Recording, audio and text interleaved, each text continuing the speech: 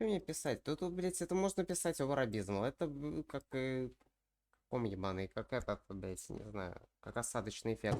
Просто на похуй спамятся хуёвые счета, просто без всего максимально нереалистично, прям просто классно. Мне смысл писать что-то ниже Overabysmal здесь просто нету смысла. Это ж просто, ну, не бывает такого счета у меня. Просто замечательно.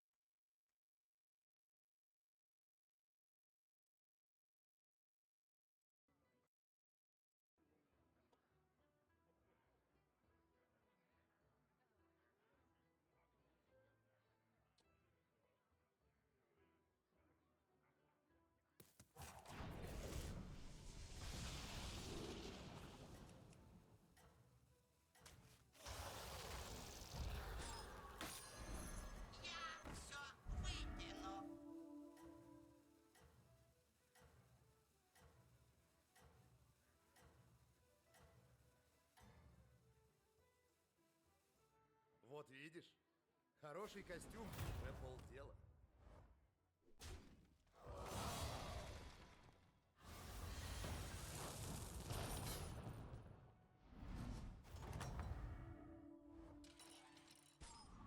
Это было красиво и умно.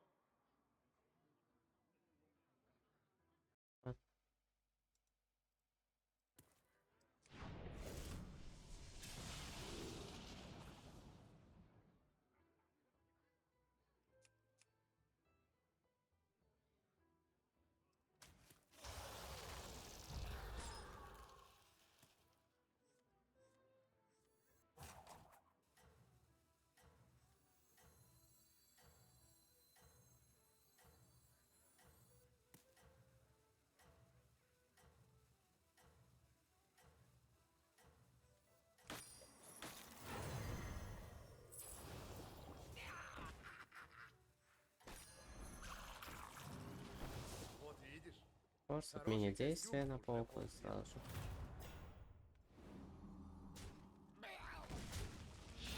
Иначе.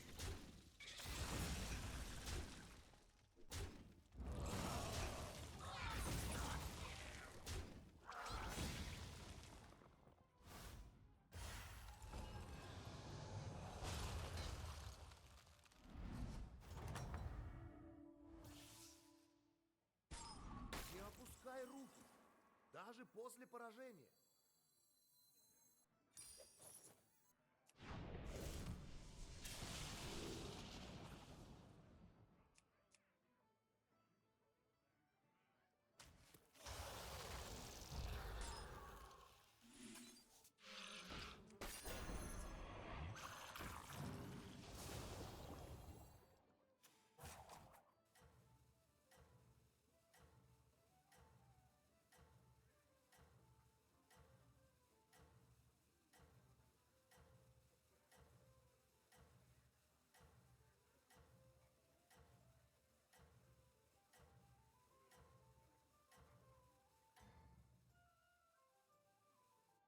Удачи в бою.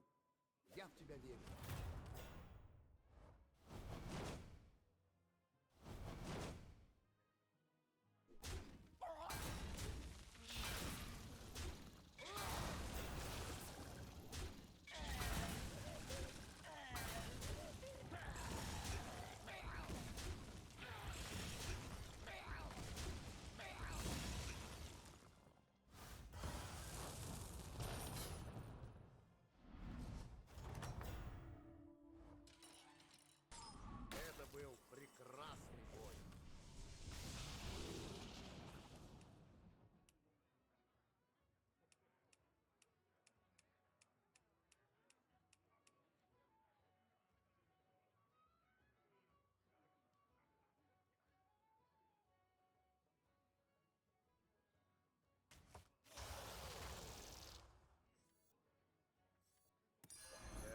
Настоящее произведение искусства. Будущее настало.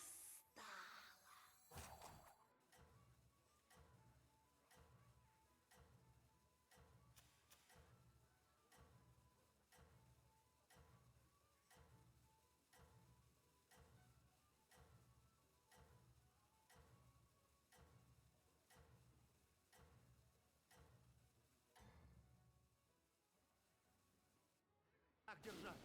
Твои существа на тебя рассчитывают.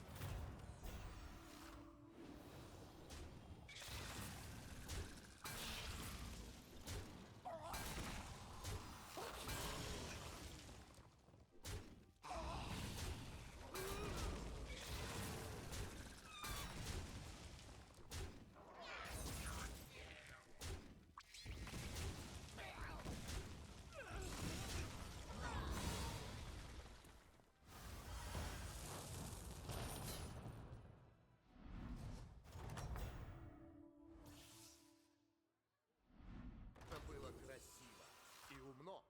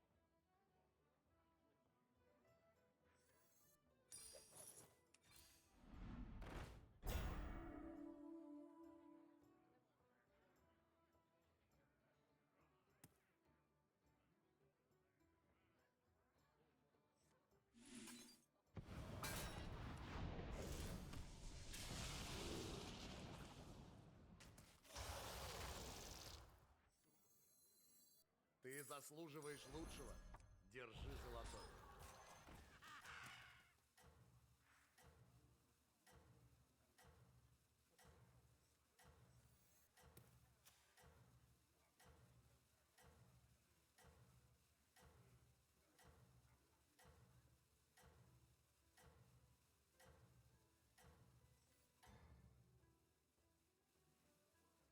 Тебя не остановить!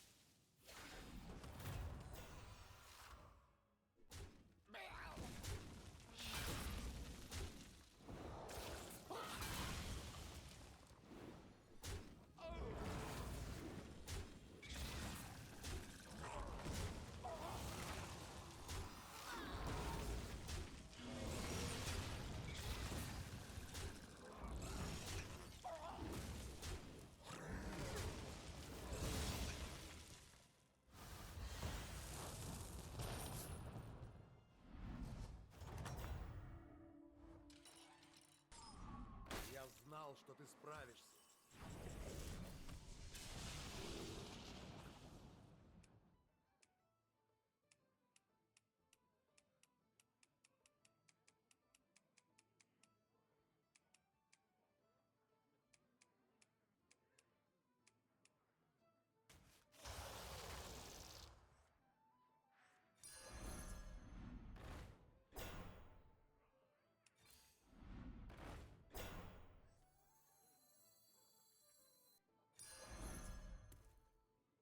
Да, конечно, я возьму.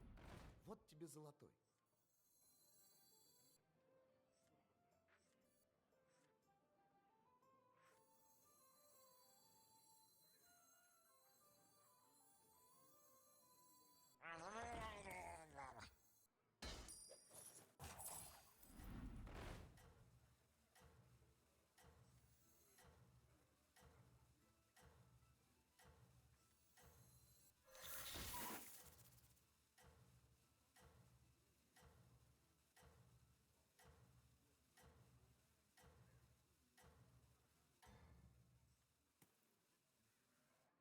Победы тебе к лицу!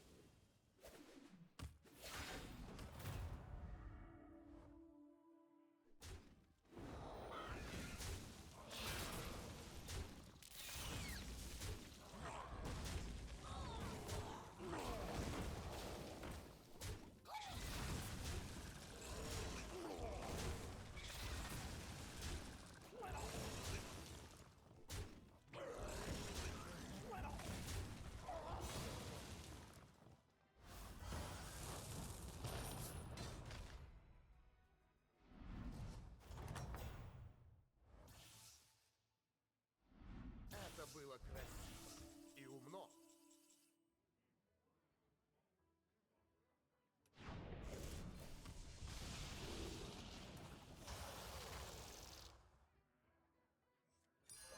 Это настоящее произведение искусства.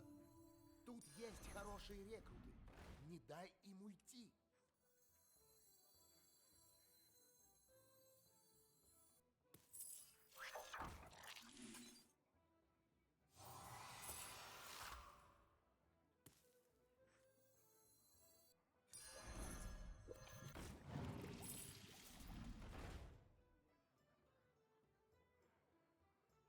Плеть поглотит тебя!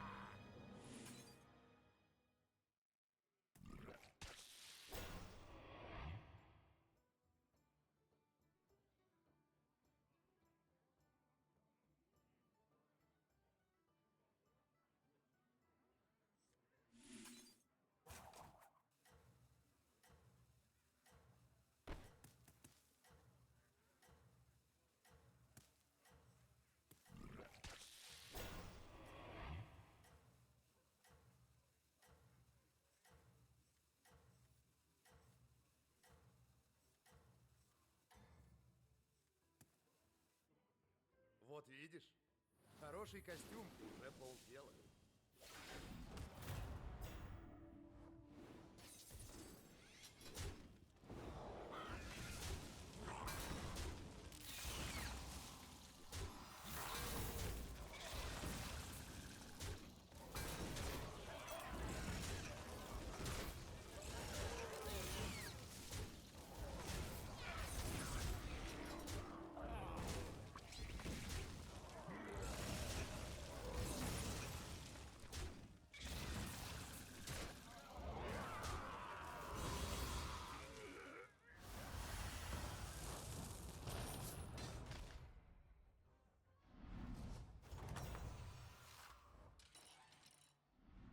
Я знал, что ты справишься.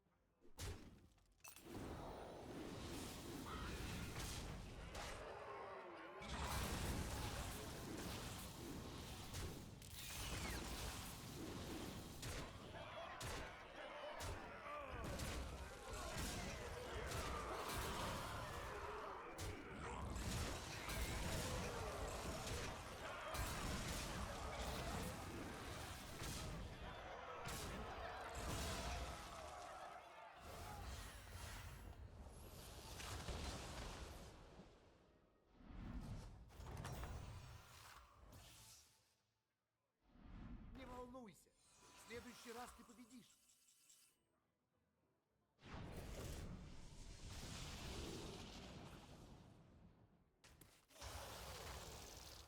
Ого! Третье существо для триплета.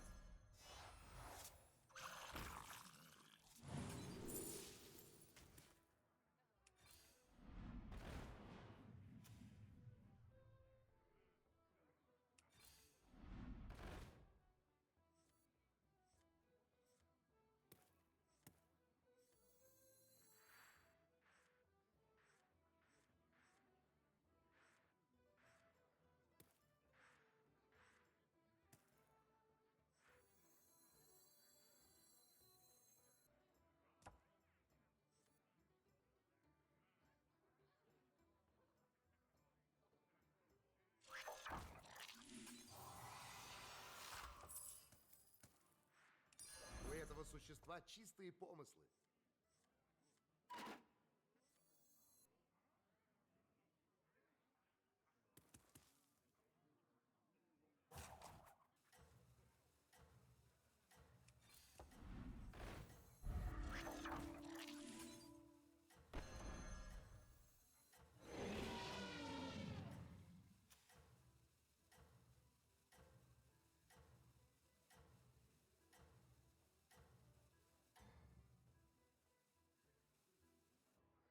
Так держать.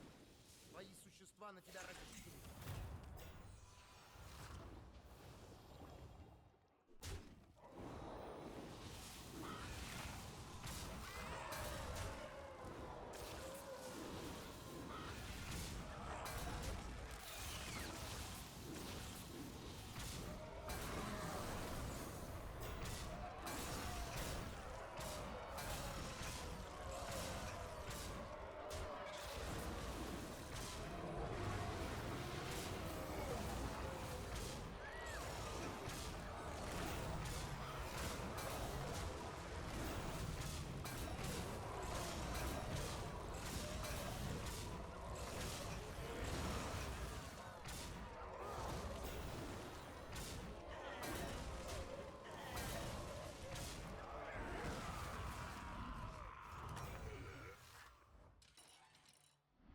На полях сражений опасно, но я знаю, ты справишься.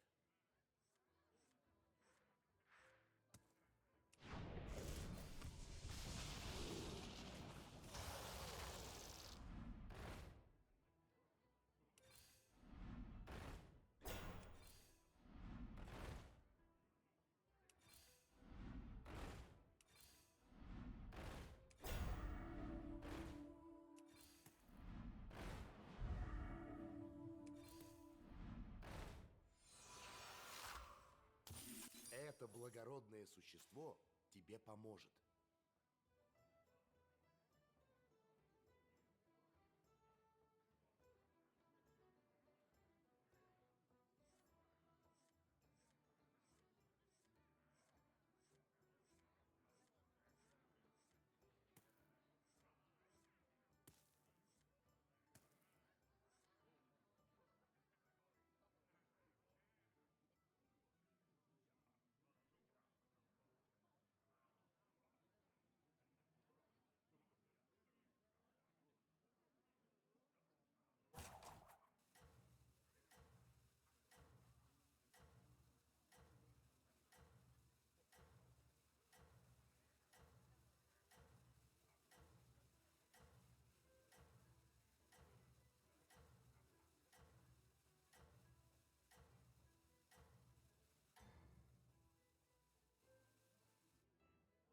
Вот видишь, хороший костюм и уже полдела.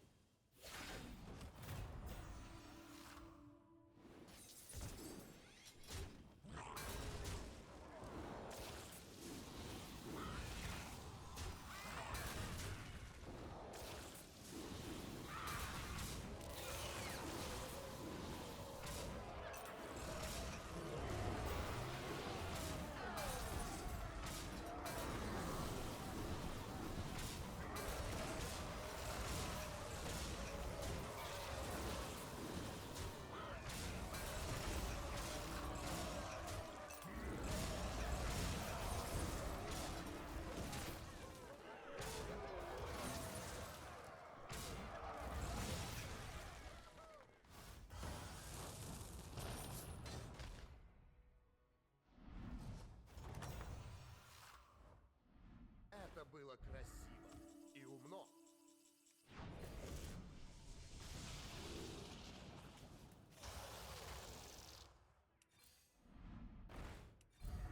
Тут есть хорошие рекруты. Не дай им уйти.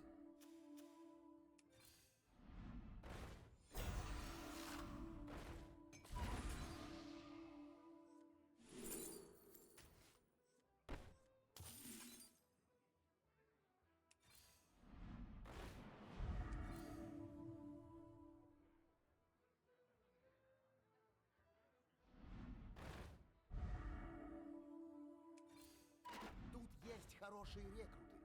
Не дай им уйти.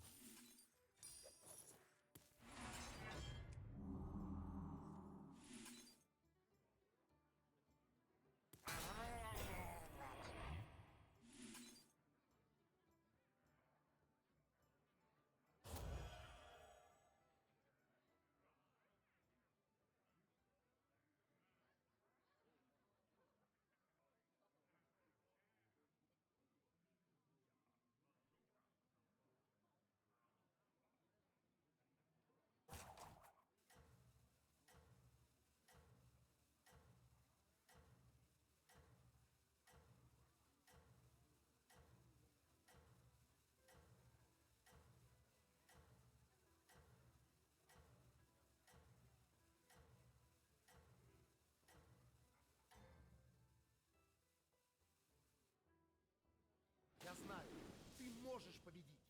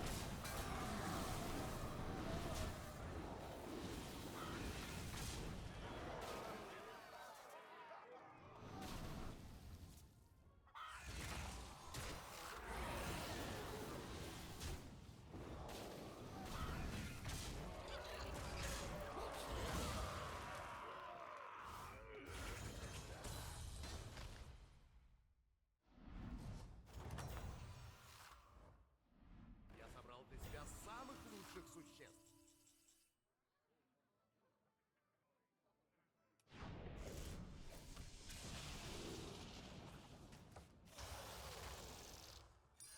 Это настоящее произведение искусства. Это существо исполнено силы. Теперь укроти его. Это существо исполнено силы. Теперь укроти его.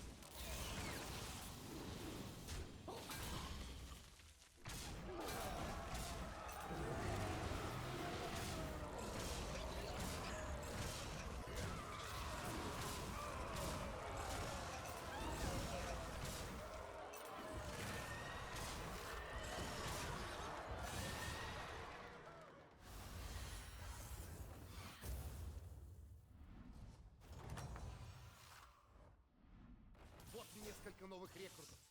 Больше магии для твоего отряда.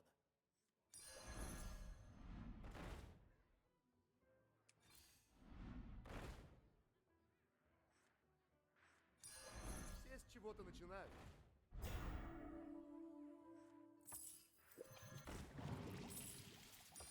Это существо исполнено силы. Теперь укроти его. Я дам тебе хорошую цель. Тут есть хорошие рекруты. Не дай им уйти.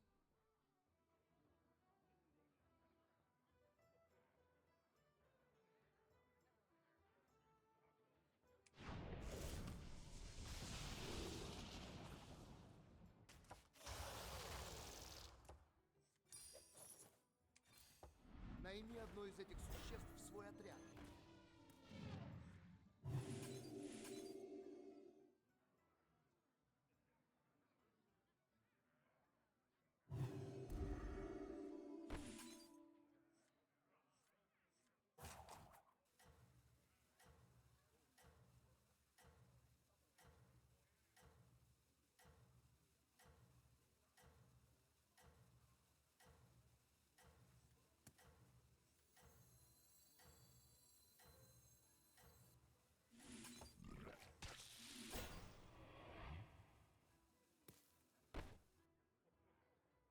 Вот видишь, хороший костюм уже полдела.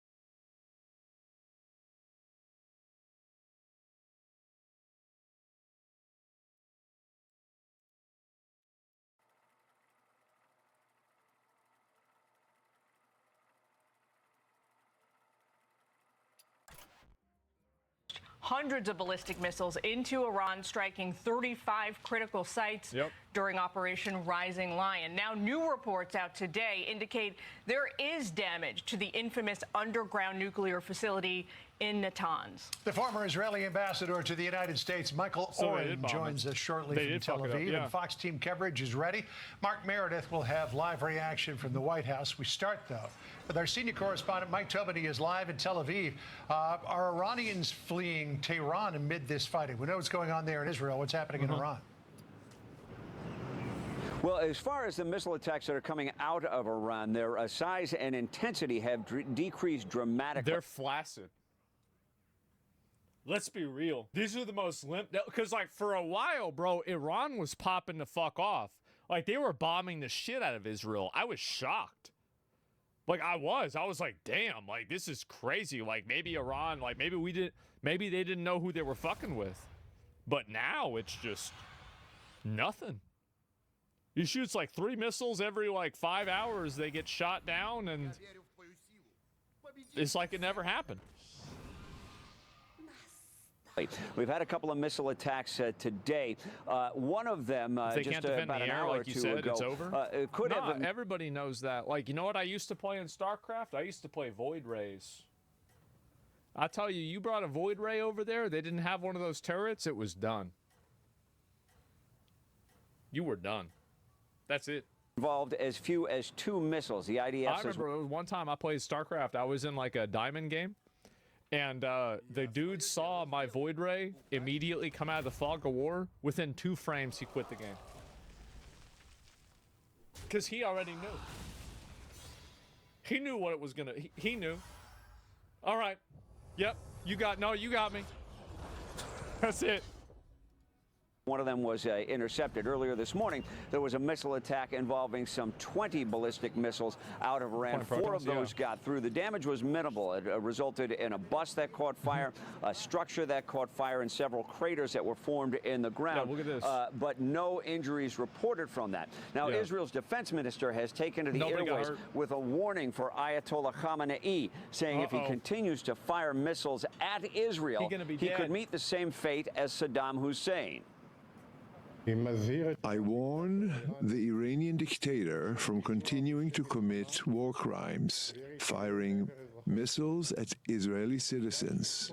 He should remember what happened to the dictator in the country neighboring Iran, who took this path against the state of Israel. I mean, there's a reason he's underground right now, right? I mean, like, fuck, I would be too. I'd be terrified.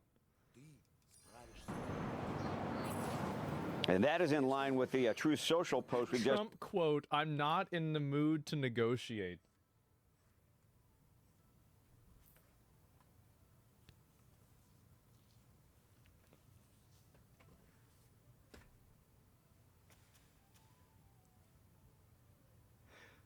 Oh my God. Jesus. Yeah, vibes. Yeah, he just doesn't know. He just doesn't want to do it. Only give him 60 more days, right? That profile picture goes fucking hard though, right? It is funny how every other senator has like a normal picture and Trump has some AI fucking Photoshop bullshit thing that's like straight out of Facebook. Seen from President Trump, saying we know exactly where the so-called supreme leader is hiding. He's an easy target, but is safe there. We're not going to take him out, kill, at least not for now, but we don't want missiles shot at civilians or American soldiers. Our patience is wearing thin. Now, Israeli fighter jets, meantime, have been busy in the skies over western Iran. Israel claims to have hit dozens of surface-to-surface missiles. The IDF says they also hit air defenses like surface-to-air missiles and radar, backing up Israel's... Somebody says, I don't want to get involved in a conflict or war, but I feel like soldiers would gladly follow Trump's orders. I think the reality is that this is the... And this is, I think, the discussion, right? Is avoiding a war guaranteeing a war in the future? And I think that from Trump's perspective and from the people that are in favor of Iran and intervening in Iran, the idea is that if you let them keep going and you let them do this, this will create a larger existential problem down the road where we could stop the problem right now before it becomes worse. That's basically what they're saying. And then on the other side, they're saying, oh, yeah, well, how did that work with, Iraq? Because that was the idea with Iraq. And that didn't, like, it's not like the war ended in 2000 and whenever the fuck Saddam Hussein got caught. Or Libya, right? Exactly. And so that's the two sides of this. I can't wait for you to cover the Trump assassination. I love how you think that, if Trump gets assassinated, have you heard some of the shit J.D. Vance says? Oh, no, I don't think yeah, bro, like, that's not, yeah, you don't, it's way worse. Like, you think that's bad. Claim of air superiority over Iran. The IAEA, International Atomic Energy Agency. I mean, you've got to remember, J.D. Vance was the one that said, frankly, Margaret, I don't care. Подумал, блядь, сейчас забудят нахуй вылет или что-то типа того, просто на похуй вылет, забудили якобы вылет, так еще и показали, что это диггерский бот, показали, что это диггерский бот через 24. Просто цирк It wasn't ёбаный. Trump saying that, it was him. Has issued a new assessment of that strike at the Natanz nuclear enrichment facility, saying that facility took a direct hit from Israeli airstrikes, sustaining significant damage. That new assessment was issued after they reviewed satellite imagery of the Natanz facility. John, back to you. All right, Mike Tubba with the latest from Tel So Aviv. they know where the guy is. Of course they know where the guy is. It's the most important guy to know where he is. Mike, thank you. Jillian? All right, well, President Trump cut his G7 trip short as Israel and Iran broadened their attacks yesterday. He's expected to spend the day at the White House today, meeting with his National Security Council in the Situation Room. Mark Meredith is at the White House for us this afternoon. Hey, Mark. Jillian, good afternoon to you. The White House has President Trump himself throwing cold water on the idea that the U.S. is going to be brokering a ceasefire between Israel and Iran anytime. That's not happening, is it, Don? Like, yep. Yep. They had the time for that. They didn't do it. And now, who knows what's going to happen. Soon, even though there's growing political pressure on the White House to limit any U.S. military exposure to what's happening in the Middle East, the president cut his trip to Canada short by a day, given the developments, the escalating violence between these two countries. And as you and John were just talking about, he's been quite active on Truth Social. Mike Tobin read one of the posts, but I wanted to read one of the other ones where he also said this, and it was interesting. He said the word we, because we now have complete and total control of the skies over Iran. Iran has good sky trackers and other defensive equipment, but it doesn't compare to American-made, conceived and manufactured stuff. Nobody does it better than the good old USA. While Trump has been active on social media, so is Vice President Vance. He issued a lengthy statement online, making it clear all options remain on the table. Very quickly, the debate over what U.S. involvement may or may not look like is engulfing Capitol Hill, especially among Democrats. We're seeing two very different trains of thought play out. They have to be held accountable for what they've done. They are the ones that built and created the proxies like Hamas and Hezbollah and put our whole region in this kinds of chaos. I happen to believe he's right. He's right. I mean, he is. That the U.S. being at war with Iran would be a colossal mistake. There is no national security imperative that suggests that we should. And it's not just Democrats who are speaking out against the possibility. I think that the strongest argument that I see for why it's important to stop Iran from developing any nuclear weapons and stop them from Такие охуенные трейды, такие охуенные трейды. Просто вау. This is again my opinion. Синема. While Russia does have some Лучшие трейды reasons that I просто у think are меня, partially лучше. legitimate, in the Russia-Ukraine conflict, I view Russia as the aggressor. Russia are the ones in the wrong. It's not that Russia did this for no reason. It's that the reason the reason that they did do it for, I don't think justified what they did. Right? It was disproportionate.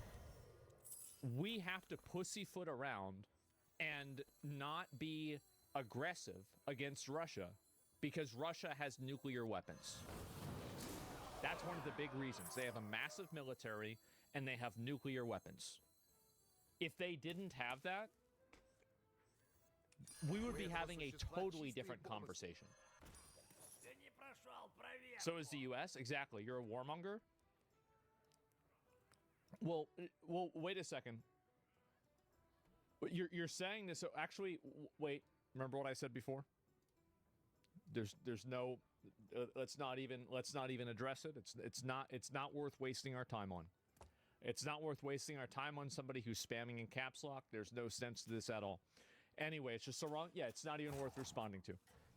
Let's move on. The point is that if you look at the way that we've had to negotiate with Russia and we've had to put up with this bullshit for years now, because it's been since 2022, I think that goes to show you what it will be like dealing with Iran if they get a nuclear weapon. And that, in my opinion, is the best case scenario. That is the best case scenario because that's assuming they don't use it. Who's the aggressor in Iraq, Afghanistan, Libya, Palestine? Who cares? That doesn't have anything to do with what I'm saying.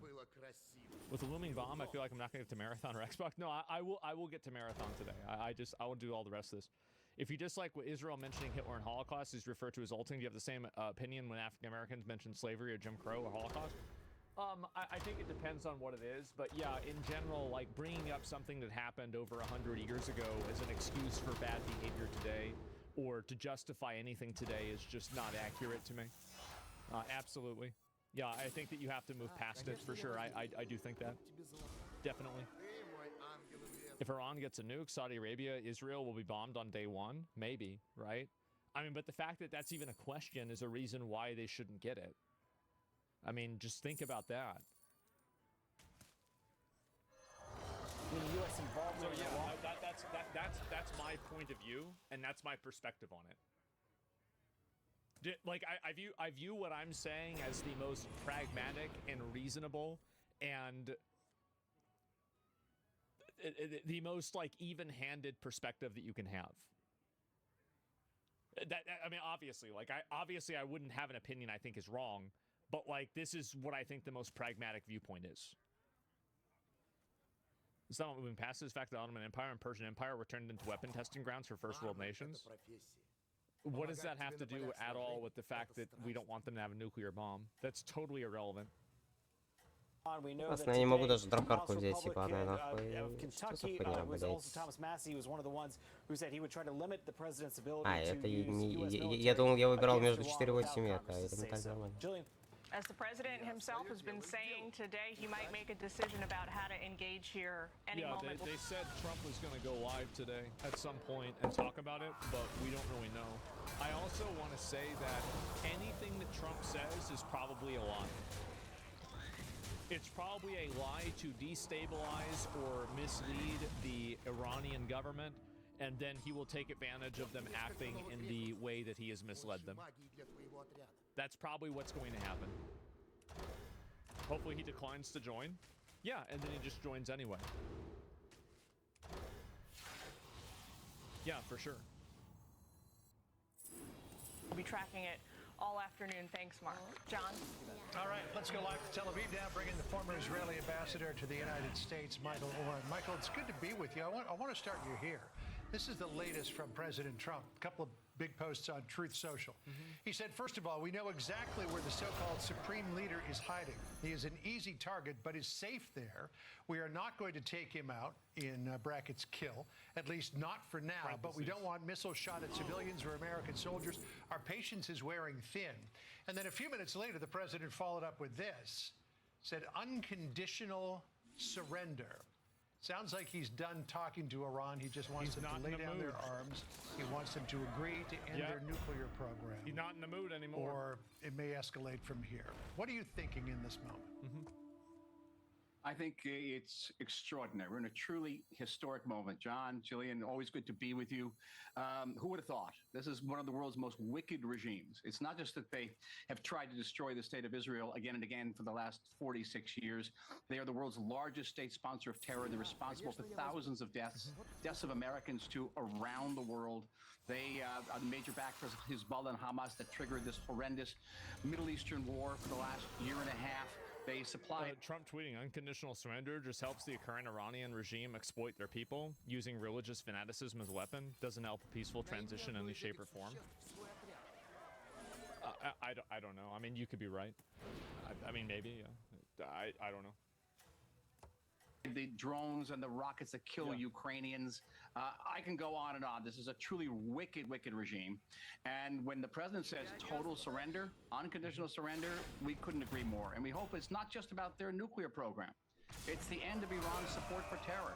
It's the end of Iran's... They want to get rid of the entire government. Like, this war will not be over until the entire government is either dead or in jail. That's the truth. Quote me on it, and we'll see what happens. Attempt to assassinate American leaders, including President Trump himself. I mean, who lets a regime get away with that? It's not just about their ability to enrich uranium. So it's an extraordinary moment, and we greatly appreciate the president's support for us throughout this crisis. Did you say you watched Nick Fuentes? I mean, I've watched Nick before. Yeah, I've seen Nick's stream. Of course. Yeah, I mean, I'm not like I don't watch him every day, but yeah, I've seen plenty of clips. Sure. Like, what do you want? Yeah, I mean, I didn't get that I don't know if Nick said that or not, but like, yeah, of course I know who Nick is. Sure.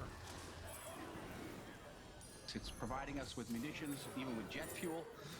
And if the president decides that he, in the United States, wants to intervene directly, we're the last people who are going to say no. Well, let me ask you this question. Can Israel accomplish its goals of eliminating Iran's nuclear program without U.S. help? I think so, yeah. I don't know about eliminating. We certainly degrade it extremely. And if the Iranians do come back to the negotiating table, they're going to negotiate about dismantling the program and not just capping the enrichment. And the great thing is, it's bro, like I think that they're totally off. That's totally off the table now. I think it's either you dismantle it completely, or you get dismantled completely. Two options. That's pretty clear. Like what? That's yeah. Negotiations are over. They'll be discussing dismantling nuclear facilities that are already dismantled to a certain extent.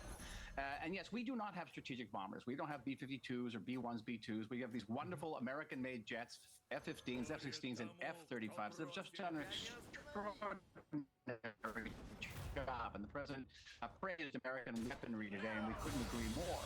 But again, we don't have planes that can carry these bunker-busting bombs. They weigh 30,000 pounds that can penetrate an underground facility like the facility at Fordo. We could take our time. We could begin to sort of peel off various layers of that mountain, but that would take a very long time. The United States can do it much more swiftly, cleanly, and effectively. Well, the issue, though, is Fordo. Yeah.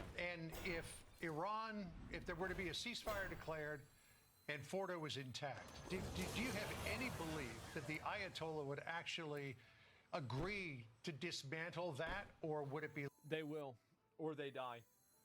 Two options. Most people will choose not to die. Yeah, that's it. Left intact, and eventually, as he's done so many times in the... Smith says, why can't Iran have nukes? A lot of people ask that question. It's pretty simple. Because we don't want them to. Now, there's reasons why we don't want them to. But the ultimate reality is because we don't want them to. It doesn't really matter what the reason is.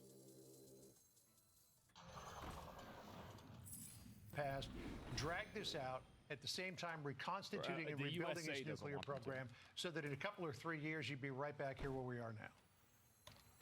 Exactly. That's our feeling, too. That yeah, the vibes are system, the whole architecture of the Iranian nuclear program has to be dismantled and has to be verified, whether it's dismantled through an agreement or dismantled through kinetic measures, as they say euphemistically, by military measures. Kinetic measures? Bro, this is some next level euphemisms. I've never heard that before. Oh my god. Disabled by kinetic measures, like kinetic diplomacy. That is okay. That's insane. That's the goal, though. It's a good one. I would stress it shouldn't be just about the nuclear program. It has to be what we used to call, sort of the euphemistically, Iran's malign behavior, as if Iran was sort of wrecking its room in some way. Iran. Its sponsor has killed hundreds of Americans.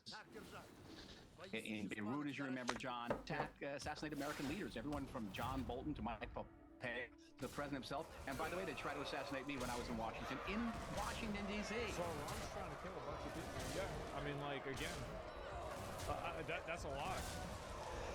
Gaddafi gave up his shit and he was killed and sodomized within a month. The same shit will happen to Iran when the citizens get a hold of Ayatollah. Yeah. Yeah, his best case scenario is that he goes to a completely different country that protects him. They don't care. These people are terrorists, and they should not get anywhere near a nuclear facility.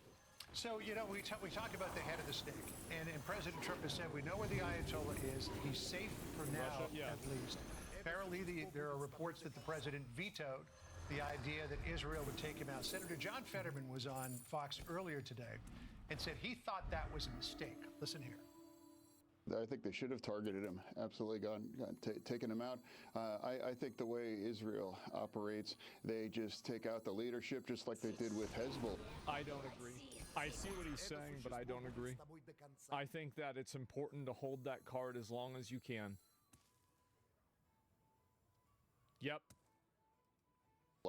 And they've already done that with... Ideally, the best case scenario is that the citizens do it. The best case is that the citizens find him and then deal with him themselves. That is the best case scenario, because that is the Iranian people deciding their own fate. Like Gaddafi? Yeah. Wistweaker, thanks for 100 subs. Holy shit, thank you. You're right, the longer you keep them, the more time you have to rile up people against them. Yeah. They could have assassinated him, but they didn't. They think more about it than us? Yeah, of course. Do you think you can hold that card too long, though? Theoretically, yeah. I mean, obviously, I mean, every action is a risk. The Iranian leadership just took them out even laying in their beds, and they didn't take down the whole building. They actually targeted where they lay in bed.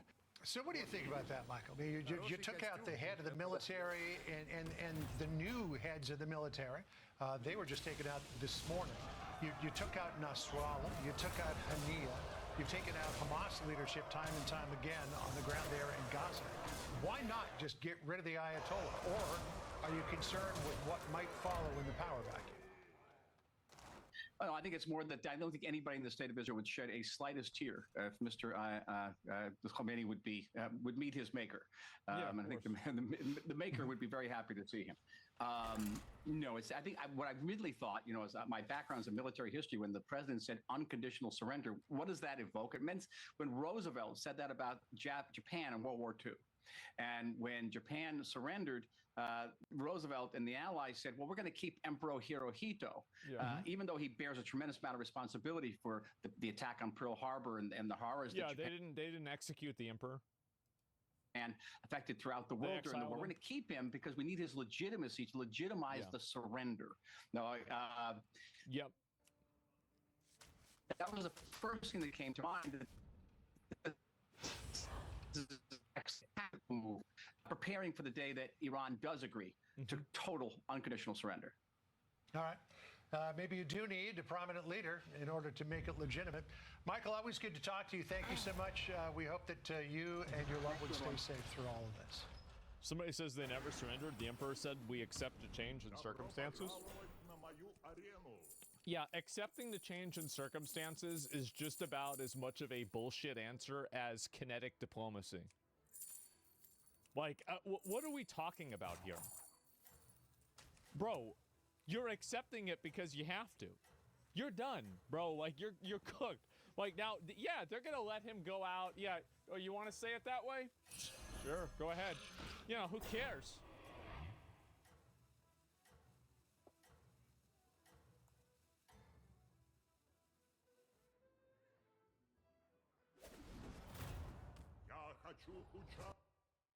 The Switch 2 is the last straw.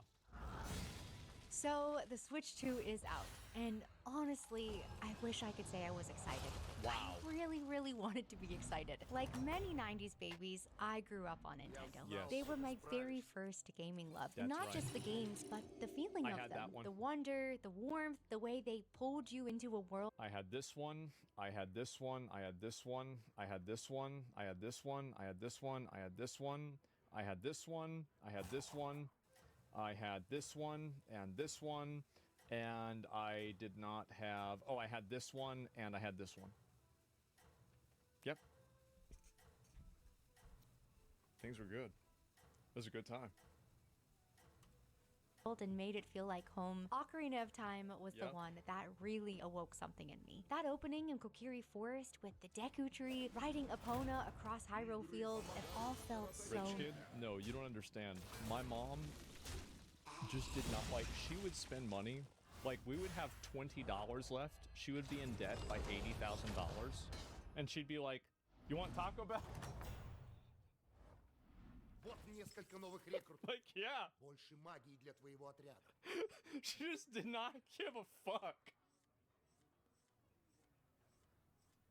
massive. Like a real world was tucked inside a little cartridge. And then Majora's Mask came along, and my little self had never felt such anxiety. That eerie moon, the ticking clock, the emotional side quests that made you care so much in so little time. It was the very first game that made me feel something beyond just fun. It was sad, confusing, kind of strange at times. I could never finish. I didn't like the timeline and the time thing in Majora's Mask. I liked Ocarina of Time way more, even though I think that the aesthetic of Majora's Mask is way more badass. And very deep. It wasn't just my Zelda. opinion. I was obsessed with Super Mario 64, running wild through Peach's castle, jumping into paintings, discovering every secret star. That game felt like true freedom. And then there were classics like Kirby's Dream Land, Yoshi's Story. I remember I had this one. Yoshi's Story was such a piece of shit compared to Yoshi's Island. Yoshi's Island is still the GOAT undefeated best Yoshi game, and nothing else even comes close. Donkey Kong 64, Star Fox, Metroid Prime. Bro, I actually forgot all about this. So I was talking to my internet guy, and he's like, so yeah, you do streaming. So like, what games do you play? And I was like talking to him about like what games I played. And he's like, yeah, man, I've been trying to get my Nintendo 64 to work so I can play Donkey Kong 64. And then we get to talking, and I find out that this guy has played Monster Hunter so much that he has like Hunter rank 400, and he beat Art Tempered Ray Dow in like 7 or like 10 minutes or something like that. Yeah, bro, he's just out of fucking nowhere. 64, Star Fox, Metroid Prime, all completely different and wonderful in their own way. And every one of them had a vibe, a soul, that Nintendo spark that made it feel like you weren't just playing, you were being let in on something very special. And then my parents bought me the original. I love how you know exactly where this game is going, or sorry, where this video is going, because she's playing Pow World in the background. Everybody knows exactly where the video is going. Yes, and just like that, the whole thing was cracked wide open for me. That's how I found Animal Crossing Wild World, and I had the was first hooked. Animal Crossing. I spent hours in that little village, rearranging furniture, writing letters, fishing for red snappers, and visiting my best friend's town during our weekly sleepovers. Even now, just hearing the soundtrack makes me very emotional. I guess that's what girls did. For us, it was called Halo 2 on Xbox Live and calling each other gamer words, but you know, to each their own. Takes me right back to those quiet, cozy afternoons after school, all curled up with that clunky silver DS with nowhere else that I needed to be. Truly the epitome of AC/DC, nostalgia. I didn't know it then, but those games were helping to shape how I saw everything. Stories, characters, even myself. And for a while, it really felt like Nintendo understood how to make something that mattered. And it didn't stop there. I basically owned every major Nintendo console, starting with the N64, GameCube, Wii, DS, 3DS. I have that. Even the Wii U, which, in my humble opinion, was ahead of its time, by the way. But it was massively ahead of its time. Absolutely fucking base. Iwata took a personal pay cut whenever this console didn't sell well, and it was not even his fault. It was the marketing team's fault, not even his. The Wii U was absolutely amazing. I bought it because I watched Tri-X play Super Mario Maker. And the moment that I saw that, I realized that I needed to. I bought an entire console just to play that one game. All of them. And when the Switch was announced with Breath of the Wild, I was beyond excited. Like, very cringely crying at the announcement trailer excited. As a Zelda fan, it was everything I'd ever wanted in a game. And to this day, it is still one of my favorites. That launch brought back so... See, we're gonna play that soon. I'm gonna try that. I bought both Zeldas and I bought Mario Kart. So much of the old magic, which is probably why I held on for so long and I even wanted to work for them. Like, genuinely. I applied to corporate Nintendo PR jobs probably 15 to 20 times. I'm not even exaggerating. Back in 2019, I was pursuing PR, and when I got the opportunity to go to E3 that year, the very last E3, I actually spoke with the Nintendo PR team in person. The Nintendo section of the event was so overwhelming and electric, and I remember thinking, this is it. This is what I want. This is what I want to be a part of. So please, hear me out. What we are about to discuss isn't coming from someone who's out to bash Nintendo. This is coming from someone who genuinely, wholeheartedly, even at times, very cringely, loved Nintendo and their games, and really believed in what I thought they stood for. But Over time, I've started to realize that maybe Nintendo isn't the company I thought they were. What I've seen over the last few years is that my nostalgia goggles have been working overtime, and they've kept me from really seeing the true nature of a company that I once held so dear to my heart. So, let's dive in, and let's start. Hey, can you play Pal World on the Nintendo Switch?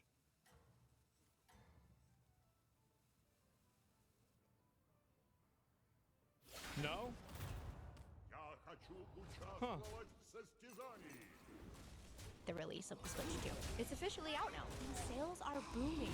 Records are being broken, and over 3 million units were sold worldwide on release day. People are also loving Mario Kart World, and I'm genuinely very happy for them. Yes, the game looks like a lot of fun. I just wish I felt something, because more than anything, I just feel tired. At $450 or $500 if you get it bundled with Mario Kart World, this doesn't feel like a celebration of the next chapter. It feels like Nintendo seeing how far they can stretch our loyalty, how much they can charge us for something that isn't even new, just a little bit newer. And listen, I'm not here to crap on Mario Kart. I actually really like Mario Kart. I do. It's one of those comfort games that's always been there, and it's... I don't. Mario Kart cannibalized F-Zero, and F-Zero was better in every single way. Mario Kart's for kids. It's attached to so many fond memories of playing with friends and family, but even though it looks fun, when that's the flagship title for a brand new console launch, I don't know, I personally just couldn't get behind the hype. Doesn't matter that much, feels kind of boring, safe, predictable. Nintendo isn't asking, hey, what's possible here? They're asking, what can we get away with? Because $80 for Mario Kart World, that's big money, that's not man. just a new number. It's a shift in how this industry treats its players. Yep. And what surprises me, even though it shouldn't at this point, is that it's Nintendo, of all companies, ushering in this new pricing standard. This wasn't them reluctantly following... Nintendo had $60 games on Super Nintendo. Nintendo's been, the thing is, Nintendo is like it's like your grandma that bakes you cookies, and she's really nice to you, and she cares about everything that you care about, but she's also racist. Like, that's it. That's Nintendo, is that they have a lot of really good things, but there's a few of them that are not so great. A trend that I know was inevitable, but this was them leading the charge. She has a black cat, and its name... Setting a precedent, establishing $80 as the new normal, and not with some expansive, genre-pushing new experience, but with an exact game formula that we've literally seen 16 times at this point. And it makes you ask, why? Because meanwhile, I'm looking at games like Helldivers 2, Hi-Fi Rush, Lies of P, Remnant 2, Clair Obscur, Baldur's Gate 3, and so many more. Games that have real creative vision, some with massive campaigns, even some with fleshed out co-op systems, launching at or below $60. And many of these games are taking risks and really pushing boundaries, and somehow they're still finding a way to be more accessible. So when Nintendo drops a new console and leads with yet another Mario Kart at a higher price than ever before, it doesn't feel like they're honoring their legacy. It feels like it feels like they're cashing in, bro. Like, it does. It absolutely does. Like, I love Nintendo too. Like, I mean, I could tell the same stories that she did, like 100%. But the reality is that it's weird. It's very weird. $80 for Mario Kart. They're monetizing it, like they're using it against us. Actually kind of feels like a slap in the face. That stings. I think it's easy to say it's a non-issue if, like, it's easy to say it's a non-issue if, like, money isn't an issue for you, or if you feel like the games are good. But the fact is that, like, if you compare a lot of the Switch 2, its release titles with the Switch 1's release titles, or like I go back to, you know, like the GameCube, its release titles, or like, you know, Pikmin and Luigi's Mansion. Like, the fact is that it's just, it's a pretty weak release, all things considered. Literal remakes being $60, $80, yeah, that's crazy. Pretty badly. And yes, to be fair, the Switch 2 is a technical upgrade. 4K visuals, better battery, smoother performance, more storage. It's all technically better on paper, but it doesn't feel like a new era. It seems like a slightly fancier version of something that we already had. And for me personally, this like realization of who Nintendo is not like a sudden moment of awakening. I've quietly been stepping back from them for a while now. And not because I think that the Nintendo Switch 2 is probably their least innovative console they've ever made. The Super Nintendo was at the time the cutting edge for graphics. The Nintendo 64, in its name, was the fact that it was a 64-bit system, the only one on the market. Then you had the GameCube, which was more experimental, but they did take a few risks, and the games were cheaper than the Xbox and PlayStation alternatives in a lot of cases. And they tried those smaller discs. I would say the GameCube was not great. But then you had the Wii, which was, in my opinion, the most generationally successful console of all time. Maybe, I mean, you could say, like, for outside of gamers, it was the most successful console. Inside of gamers, it was the second most successful console, with the first one being PlayStation 2, in my opinion. And then you go and you look at the Wii U, which was a completely portable console. Insane fucking innovation. The Switch, which was the taking the Wii U and then perfecting it to be a perfect version of itself. And the Switch 2 is just simply the same thing. It's basically a copy-paste. Do you see what I'm saying? Like OG Game Boy trendsetter? Yeah, I don't really feel like the Switch 2 really brings a lot to the table that wasn't already there. Stopped loving their games. Glazing Nintendo? Well, no, it's the opposite. I'm contextualizing Nintendo's previous W's over the past 30 years and comparing it to their current, you know, maybe lowercase L. I mean, the Switch 2 isn't awful, right? It's not a bad console, but it's just not something that's innovative in a way that's unique. And also, when you have places like Steam, or you have places like, Xbox now, that are making their own portable consoles, the portable console selling point no longer exists. Because I started seeing the patterns, the choices, and the shifts. And at this point, it's pretty clear that this Switch 2 release is not just about a new price tag or a genuine attempt at launching something new. It's just another step in the same pattern that's been repeating for years. Back in the day, this used to be the company that took risks, that made That was my fucking game right there. Oh my god. Magic. That redefined entire genres and invited us into something truly special. But now, it just seems like they're relying on the... I have this one. I think I might have this one too, actually. But I know I have this one. Fact that will show up no matter what, even though they are so often very anti-consumer. It's because they know our nostalgia runs incredibly deep, and the more I've seen it, the harder it has been to unsee. Nintendo... I think it's not even nostalgia. I think Nintendo is so, like... I think the big problem is that Nintendo is a Japanese company, and a lot of Japanese cultural norms, like, for example, like, not giving away games at all, are, like, I mean, because this is something, like, for example, like, you know, like the Wii, I think it was like a Switch, like Wii Fit or something like that came for free with the Wii, or, like, maybe the Switch. Reggie was the one that apparently had convinced them of doing that. And so the big problem is that now Wii Sports, yeah, exactly. And they were like, well, why should we give this away for free? Well, there's an investment to that. And Reggie pushed that, he did. And so, like, again, I think this is there's a big cultural clash, too, between the way that Western players see Nintendo and see the way that Nintendo does business and Japanese players do. And that lack of localization or local communication is a huge issue. Sony has overcome that, but Nintendo, I think, hasn't, which is a good and a bad thing.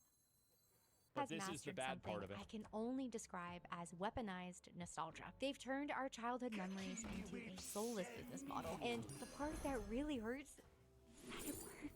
It worked on me for so long. I've been the Nintendo fangirl who's bought the remakes, re-releases, and updated ports, even though I knew deep down that what they were offering was not anything new. And look, that's fine. You can be a shit eater. You just have to know that what you're eating isn't chocolate. That's fine. Just never convince yourself it's chocolate. looking back on it, I don't know. I guess it was because I didn't feel like I was buying a game. It felt like I was buying a memory. And Nintendo knows that. They know that we remember how it felt to blast through alien worlds in Metroid Prime, or how it felt to spend hours raising your perfect Nintendo like it was your actual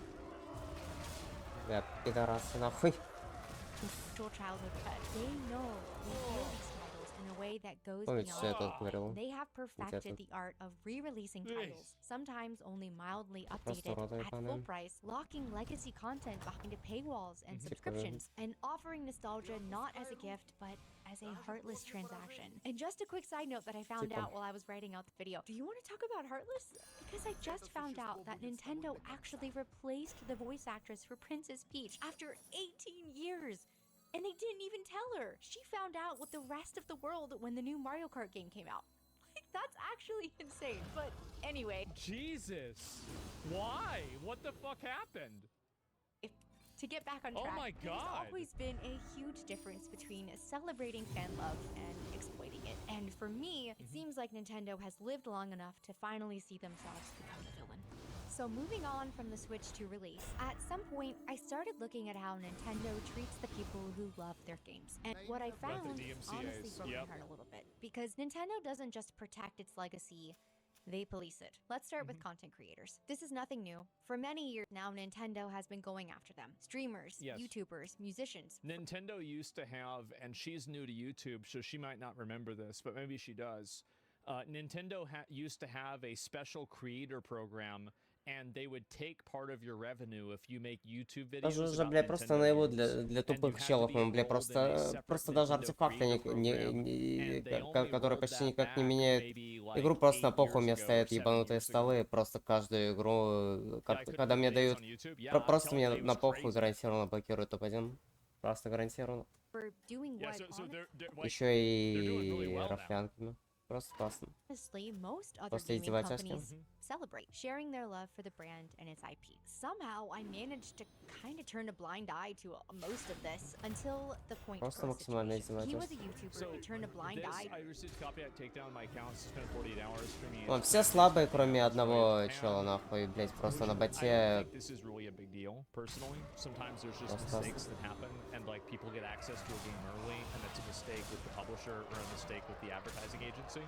This isn't really that big of a deal, and it's happened with a lot of games in the past. Это просто смешно, нахуй. Как там был Энд?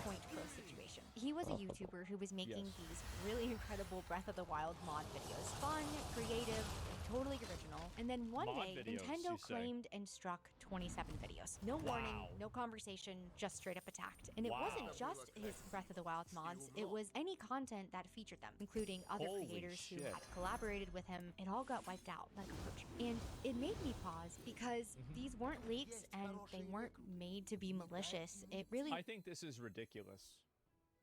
The idea that they can copyright strike you for modding their game. I think after you mod a game, after you buy a game, you should have the right to mod the game if it's a single player game. With basically no restrictions. Unless you're reselling it, that's your property now. And I think that there needs to be a certain level of consumer protection that exists in order to ensure that that's the case. That's nuts? No, it is. It's totally unfair. Don't agree at all? No, I think that whenever you spend money, if you are spending money for something, you should get something out of the money that you're spending.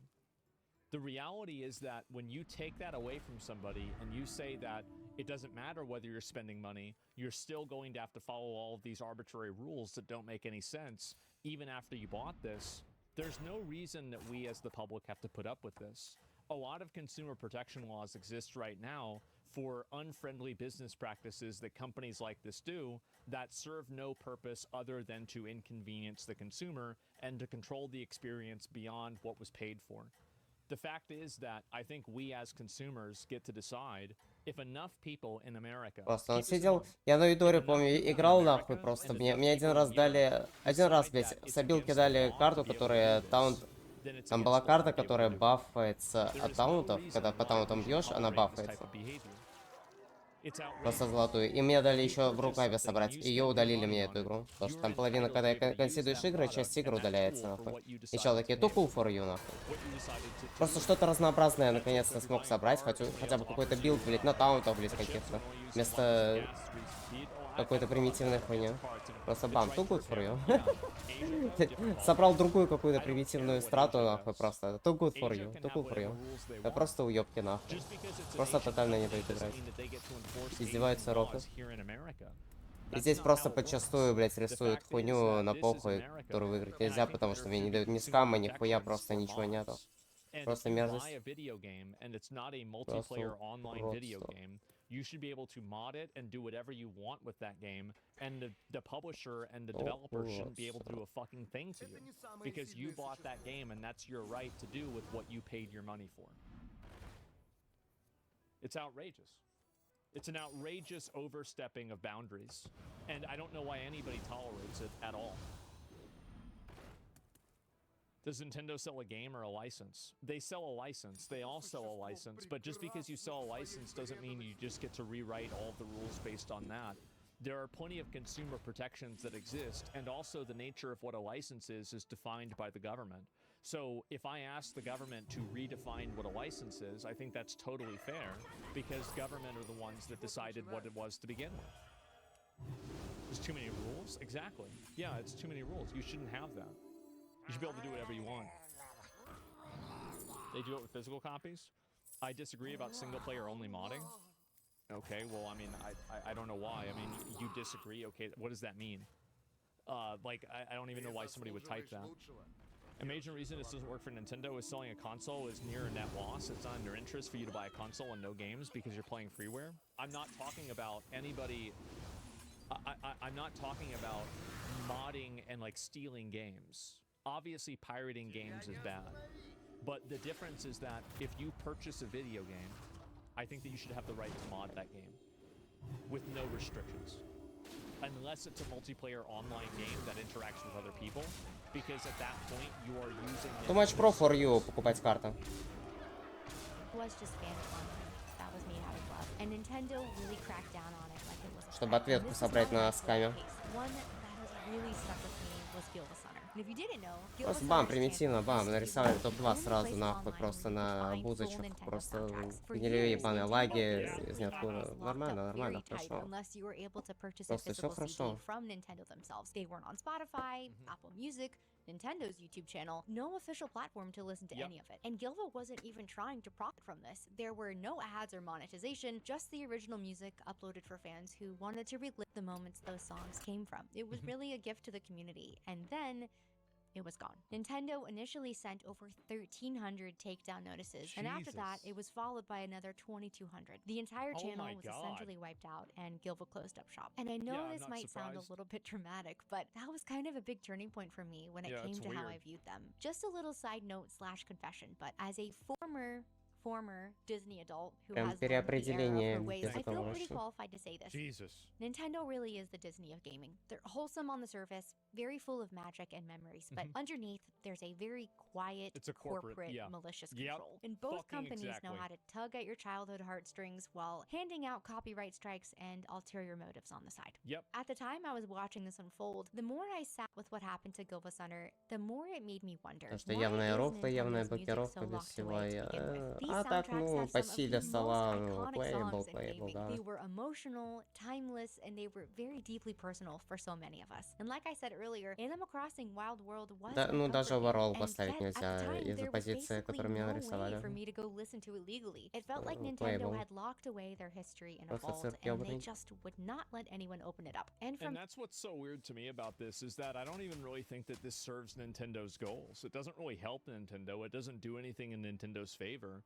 It just basically handicaps them, and it makes it more restrictive for no reason. There, I started noticing so many other examples. Fan games getting shut down. Community passion projects being wiped out. And listen, I get it. IP protection is legally within their right. But it all just felt like they were going out of their way to crack down on this, acting very aggressive. By the way, I don't think that it is. I think that if you mod a video game, you should be able to do that. That's not within their right. You bought the game, you should do whatever you want with it. Cold and even heartless, especially when you look around at many other companies, Sega, Capcom, Xbox, PlayStation, even some indie studios, and you see them amplifying creators, lifting them up. It's abuse of IP. IP is it's a concept. It's an abstract concept that's defined by people and governments. I'm just saying to redefine the concept. I don't like the way the concept is currently identified and defined. I think that it's unfair. And so I think they should redefine it. It's very simple. letting the fans be a part of the legacy. But Nintendo doesn't really do that. They continue. Also, so another reason why, I just want to follow that up a little bit more. The reason why I'm okay with that is because people are doing this without malicious intent. These are not people that are doing this in order to hurt the game. They're not trying to subvert spending money on the game. They're not trying to steal a product. They're just simply trying to enjoy the game in a different way. And so when I look at should something be allowed or not, I think about, is the person that's asking for it to be allowed acting in good faith? And I think in terms of Nintendo, most of the people that are trying to ask for a little bit more, control here are acting in good faith. To pull the And plug they're not bad again actors. and again. And over time, I started wondering if maybe I had just been giving them the benefit of the doubt simply because I grew up loving them. So at this point, after the Gylfasunner takedown, I had already started to feel uneasy. The creator takedowns, the fan projects, the legacy content, it was all feeling a lot more controlling than caring. But the moment that truly stopped me in my tracks was when I heard the story of Gary Bowser. And I'll be honest with you, I didn't even know about any of this until How is it that there's two people with the last name Bowser? I've never heard anybody else with the last name of Bowser. And there's, I think, Gary Bowser and Doug Bowser that are both involved with Nintendo. It's like, this is the kind of shit that makes me believe that we're living in a simulation.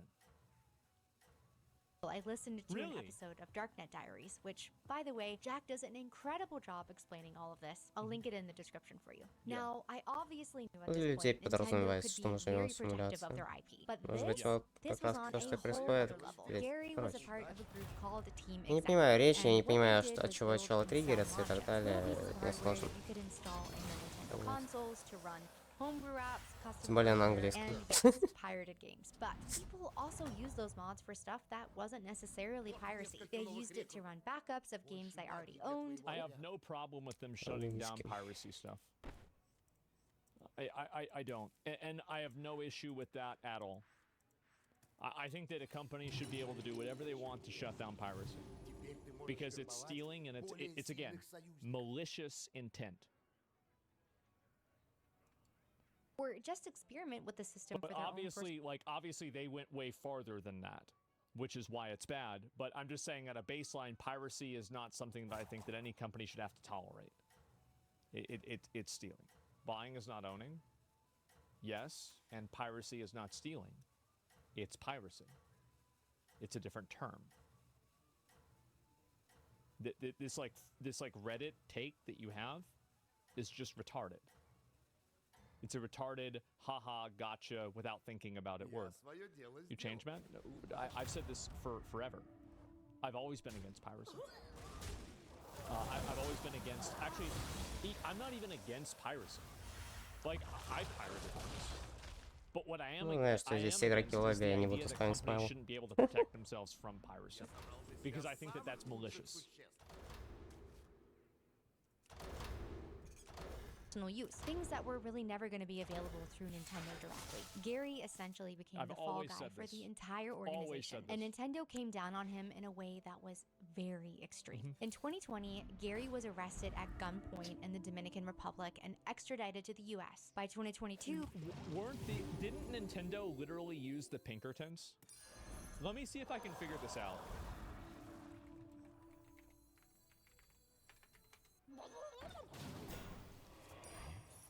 No, it was Wizards of the Coast. Okay, never mind. All right, yeah, okay. He'd been sentenced to 3 years in prison in order to pay $14.5 million in damages, $4.5 million in restitution, and then another $10 million from a civil suit. And after he got out early, he still owed all of it. And he started paying Nintendo back 25 to 30% of his monthly income, which at one point was just $25 a month from his prison library job. He'll basically be paying them for the rest of his life. When I heard that, my stomach dropped. I genuinely felt heartbroken for him. Yes, what he and the rest of the team were doing was illegal, and they did profit off of it, but Gary was just one man. And are we really saying the punishment fits the crime here? Because whatever legal lines were crossed, this felt less like justice and more like hatred and wrath. And not just for what he did, but for daring to even touch Nintendo's closed system. And the part that really got me with this is Nintendo tried to get Sony and Microsoft to back them up here, to join the lawsuit and make it a united front against piracy. Both companies said no. Both Sony and Xbox, billion-dollar publishers in their own right, refused to be a part of it, even they seemed to think that it was too far. And again, I am not here to outright defend piracy, really. There's a whole conversation to be had about access, preservation, and ethics. I think that it's very simple. If you can buy the product from the developer, then piracy is not ethical. If you can't buy the product from the developer, then piracy is ethical. So, for example, if there's a video game that isn't offered by a publisher, then it's completely okay for you to pirate it or to, to emulate it. But if you are using piracy as a market replacement for actually buying a game, then you are acting in bad faith. But this felt incredibly cruel and advice? predatory. Yes, Nintendo did not just want to stop Gary from what he was doing, they wanted to make him an example. And for me, this was the defining moment when I knew Nintendo was no longer the company that I had loved for decades. And if you thought Gary Bowser's case was just a one-off or a legal overreach in a rare situation, it wasn't. Because not long after that, Nintendo set its sights on something much bigger and arguably much more telling. You might have already guessed it, but I'm talking about Palworld. You probably remember when it blew up. A very weird... Bro, this is so embarrassing. Chaotic blend of Pokemon-style creature collecting and open-world survival mechanics. It was very messy, it was wild, but it was so much fun. People were very obsessed, myself included, and yes, come on, it clearly was inspired by Pokemon. That's not a secret. Everybody knows that. If you think Palworld wasn't inspired by Pokemon and copy-pasted from Pokemon, look at Anubis and Lucario. Bro, like, look at Lugia and Jet Dragon. Like, come on, what are we talking about? You could throw a spear, you could collect little pals, you ride them, you battle them. It was Pokemon adjacent, That's one-to-one. But here's the thing. Blatant. It wasn't a copy. The characters were different. The art direction, tone, many mechanics were different. It took a very familiar genre and gave it a bold, slightly unhinged twist. And for the first time in years, fans were saying, why doesn't Nintendo try stuff like this? Instead of... And it's also, keep in mind that there is no, there's no unique creativity that Nintendo put into Pokemon either. If you look at Dragon Quest, that predates Pokemon, a lot of things in Pokemon were also in Dragon Quest. So it's not like, oh wow, they came up with all these unique, amazing things and like nobody ever thought of this. But obviously, like, you know, Pokemon copied Dragon Quest, Palworld copied Pokemon. Both of these things are true. Taking that feedback in stride. Instead of rising to the challenge, listening, learning, evolving, Nintendo did what they've been doing for a while now. Yes. They sued. Together with the Pokemon Company, they filed a patent infringement lawsuit against the Palworld dev team. Not over character design, surprisingly, not even over branding, but over mechanics. Things like throwing a Pal Spear to catch creatures, using them in combat, riding them across the world. And because of all of this, the Palworld team had to actually go Да, блять, ну я ждал таунт нахуй, блять. Ну, сука, заебало, блять, уже это нахуй. Просто пиздец какой-то нахуй. Ну, просто пиздец, блять. And then it would automatically start on aggressive. They got rid of that feature. You can't do that. Not because they were unethical, but because they simply couldn't defend themselves against a legal juggernaut. And just like with the Gary Bowser case, Nintendo tried to bring... Просто твари нахуй. Просто я уже не вижу, что я делаю, потому что твари ебаные меня фул испортили. Это просто пиздец нахуй. Просто твари ебаные. Просто, блядь, твари. Просто твари ебаные.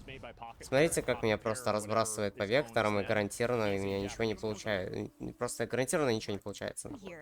Просто гарантированно не дают мне ситуацию, в которой что-либо получалось. Просто классно. Просто на похуй меня берут и хуярят, блядь. Просто на похуй, на похуй. Воздухом. Это просто обнилочи.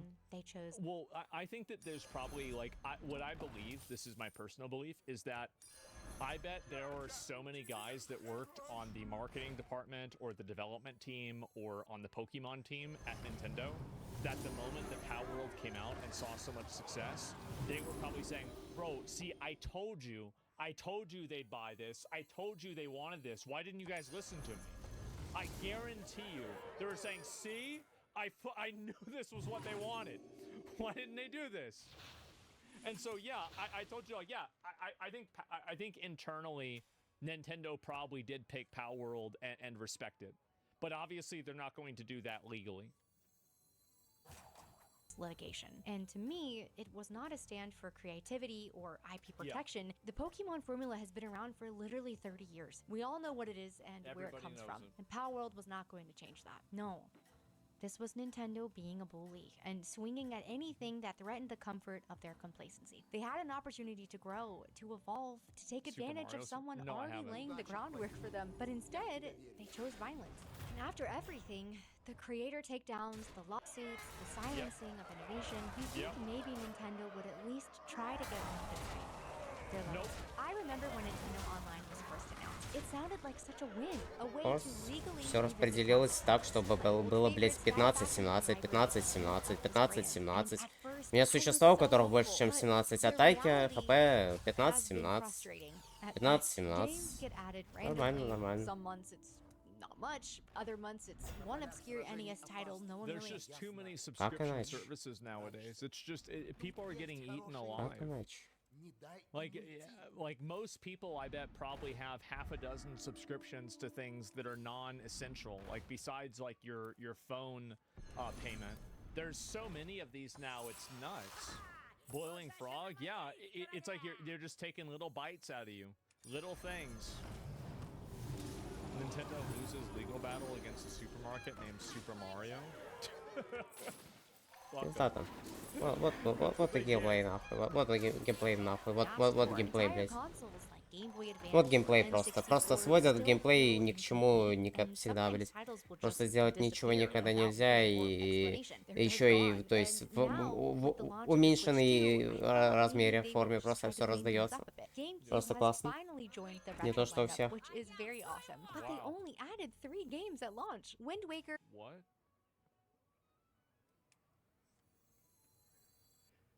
That's it? I mean, I had all 3 of these games, but still. Soul Calibur 2 and F-Zero GX. Oh my god. Yeah, that's a cool trio, I guess, but it's also pretty bare bones for a console with so many legendary titles. And yeah, I know more are coming, but why launch with so few? Why not take the easy win here and give your fans what they've been begging you for years? Beyond the catalog, the performance isn't always there either. Sometimes there's lag, some games have awkward control schemes, others don't support cloud saves. It doesn't really feel like a premium service. It feels like something Nintendo begrudgingly maintains, and definitely not something that they can be proud of. The thing is I've always wanted to support something like this. I actually am very happy to pay to play these games legally. See, there's a thing that people might not remember about Nintendo, is that back in the day, you used to be able to call the Nintendo hotline, and it didn't matter if you had an issue with Super Ghosts and Duels, Super Mario, your power converter, or anything. Nintendo would sit down with you and figure it out with you, and they would solve your fucking problem. You could call in the year 2008, and you could say, my Super Nintendo isn't turning on. And they would say, okay, sir, let me reassign you.